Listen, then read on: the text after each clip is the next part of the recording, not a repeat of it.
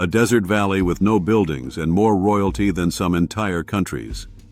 Pharaohs are buried in secret. Doors are sealed with stone, curses whispered in candlelight. And yet, most tombs were robbed long before modern archaeologists arrived. So the real mystery is not what was found, it's what vanished. On the west bank of the Nile near modern Luxor, the cliffs fold into a dry, sunburnt bowl. This is the Valley of the Kings, the main royal burial ground of Egypt's new kingdom.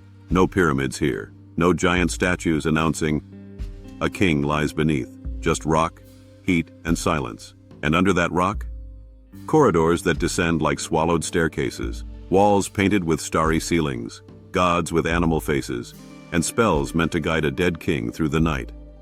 There are dozens of tombs here, some small, some sprawling, some are unfinished, many were hidden, then found, then emptied. Because the valley was never just a cemetery, it was a battlefield between secrecy and greed. Egypt's earlier kings built pyramids as stone megaphones. They shouted at power across the horizon. But the pyramids had a problem. You could spot them from miles away. And if you could spot them, so could robbers. By the new kingdom, pharaohs tried something smarter: hide the tomb, guard the entrance, confuse the path, put the true treasure in the dark, not under a monument. So the valley became a royal vault, and it ran like one. Workers, artisans, and painters lived nearby in a closed community, now known as Deir el-Medina. They carved corridors, raised pillars, and painted divine maps on the walls. Not art for tourists. This was a survival manual for the afterlife. Because for a pharaoh, death was not the end. It was a journey, and a journey needs instructions. A valley tomb is designed like a ritual machine. First, the descent, a symbolic drop into the underworld. Then chambers that turn, narrow, widen, and suddenly open into painted halls. Ceilings filled with stars, walls filled with gods. Text after text, not to be read by living eyes, but to be activated by belief. Some tombs include gigantic burial chambers with columns like a stone forest. Others hide side rooms for equipment, food, furniture, oils, amulets, chariots, weapons. And here's the haunting detail. Many tombs were sealed with care and later reopened with violence. Chunks of stone are missing, doors smashed, sarcophagi broken. Sometimes even the king's name scratched out, as if it was to erase him from eternity. So, when you walk through the valley today, you are not just seeing death, you're seeing evidence of ancient crime. In 1922, one discovery detonated across the world: Tutankhamun's tomb, often labeled KV62. Howard Carter found it after years of searching.